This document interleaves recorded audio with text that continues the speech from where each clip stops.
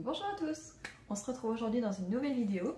Donc aujourd'hui je vais vous présenter 15 choses que je n'achète pas ou que je n'achète plus. Alors la première chose, je n'achète pas de lingettes décolore stop qui servent à éviter que le linge se décolore et entache d'autres pendant le lavage. Alors je n'en ai jamais utilisé, je ne crois pas, et je n'en vois pas l'intérêt. Enfin, pour certaines personnes, je comprends que ça puisse être utile, mais moi je fonctionne de telle manière à ne pas en avoir besoin. En fait, les vêtements dégorgent leur couleur, souvent parce qu'ils sont neufs et ou qu'on les lave trop chaud. Donc voilà. Et moi je n'ai pas ce problème-là, d'une part parce que la plupart de mon linge est lavé à 30 degrés, et puis surtout, la plupart des vêtements que j'achète, je les achète de seconde main. Donc ils ont déjà été lavés maintes et maintes fois, et donc normalement ils ne risquent plus de dégorger. Alors il a pu m'arriver une ou deux fois de me retrouver avec ce problème-là, mais en général c'est pas très grave. Si j'ai un habit rouge qui va tacher des t-shirts blancs, et ben ça devient du rose et c'est pas grave. La vie continue. Donc je trouve ça inutile, et en plus c'est un déchet qui est totalement évitable. Donc voilà, donc moi je n'en achète pas et je pense que je n'en achèterai jamais. Ensuite, je n'achète pas non plus de coton jetable. Que ce soit moi ou les enfants, on a des cotons lavables. Alors j'en ai de deux sortes différentes. J'en ai des carrés qui font à peu près cette taille-là, et des ronds qui sont plus petits.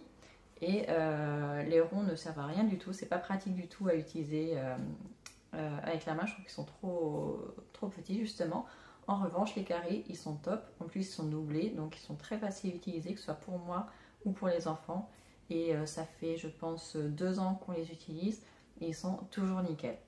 Donc je recommande. Comme ça, on n'a pas du tout besoin d'acheter de coton jetable.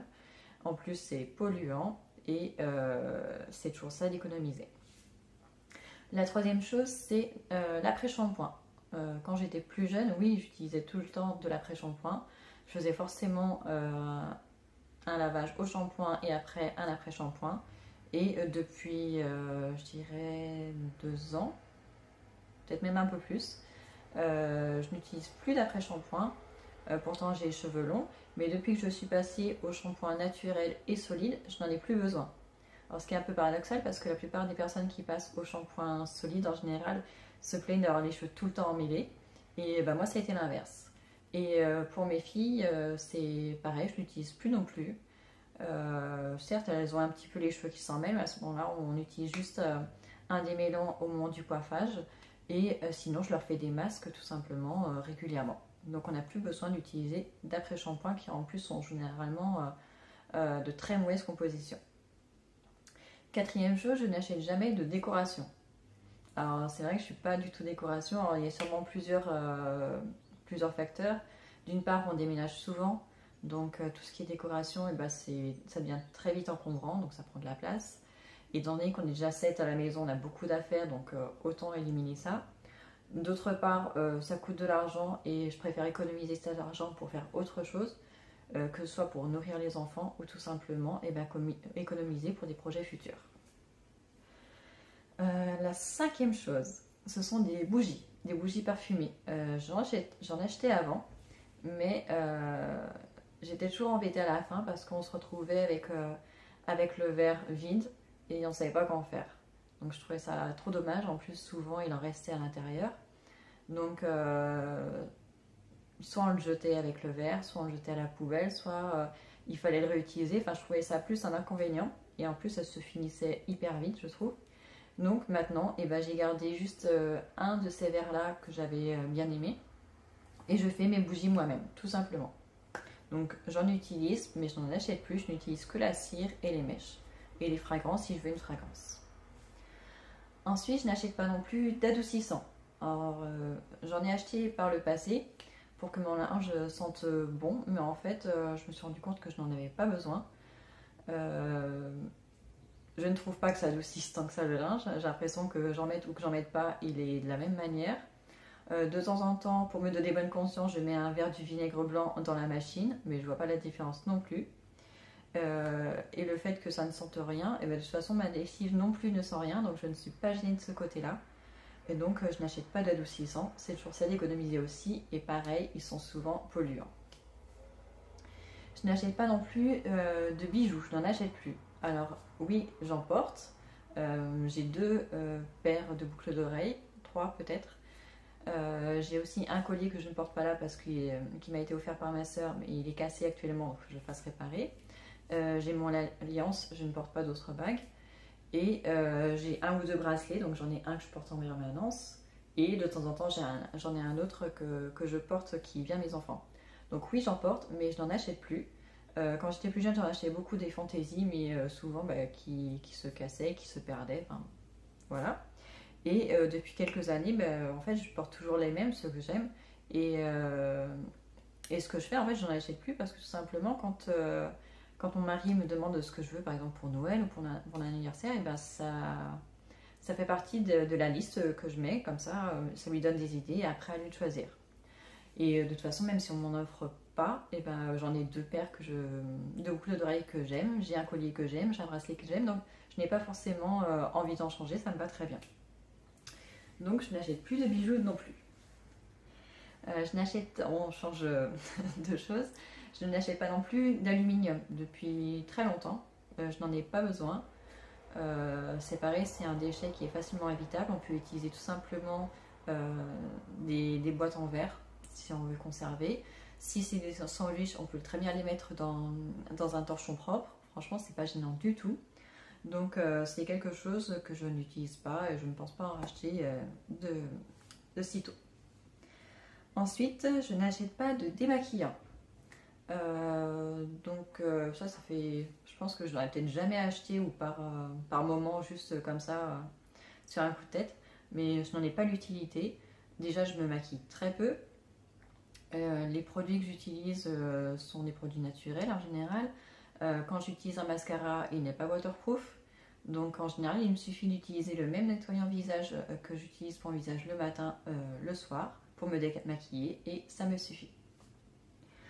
Ensuite, je n'achète pas ni de fleurs coupées, ni de fausses plantes.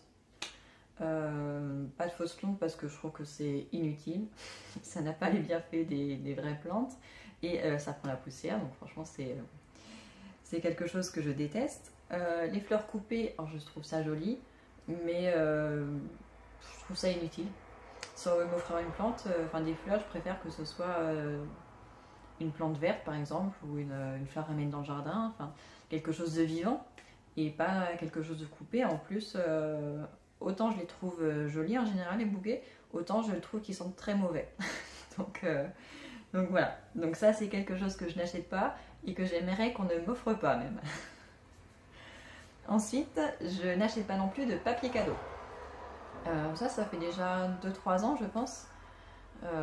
D'une part parce qu'en fait, je me rendais compte que les rouleaux de papier cadeau, que ce soit pour Noël ou pour les anniversaires, en 2-3 mouvements, c'était vide. Donc c'était franchement pas du tout économie, il fallait toujours en racheter et tout.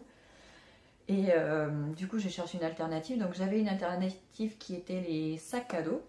Les enfants ont reçu beaucoup de cadeaux de leur tata déjà emballés dans des sacs cadeaux. Donc ce que je fais, c'est que je les récupère et après on les réutilise pour les anniversaires, pour les Noëls ou tout ça. Donc j'en ai un bon stock déjà, donc c'est de différentes tailles, donc c'est cool. Et en plus de ça, je crois qu'il y a 3 ans, j'avais acheté un gros rouleau de papier craft. Donc il était vraiment grand. Oui, là je passe sur l'écran. Je sais plus combien, je crois qu'il fait 1,50 m de large.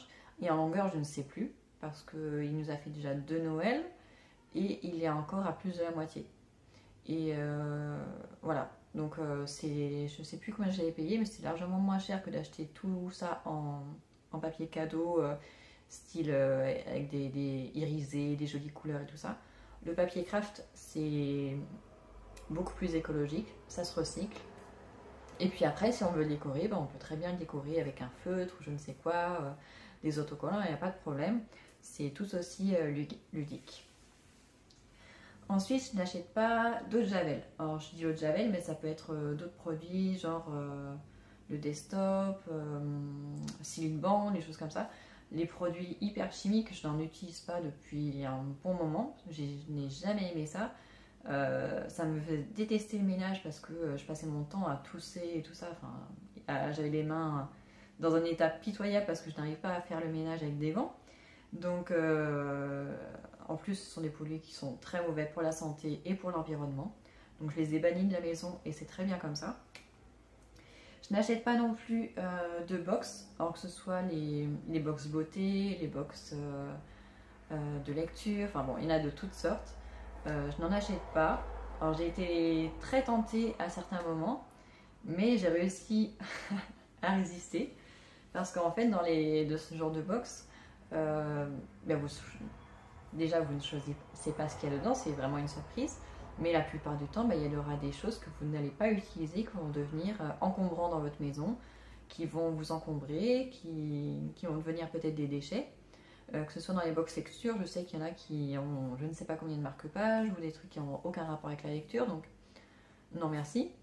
Et même dans les box beauté, quand je vois le nombre de produits qu'il y a dans une box beauté, je sais que je n'utiliserai pas tout ça. Et en plus, il y en a une chaque mois. Donc ça veut dire que ça fait une énorme consommation de produits qui me dépasse. Donc oui, j'ai été souvent tentée parce que ça donne toujours envie. Mais j'ai réussi à ne pas craquer et donc je n'en ai jamais acheté. Et j'espère que j'arriverai à résister à ne pas en acheter.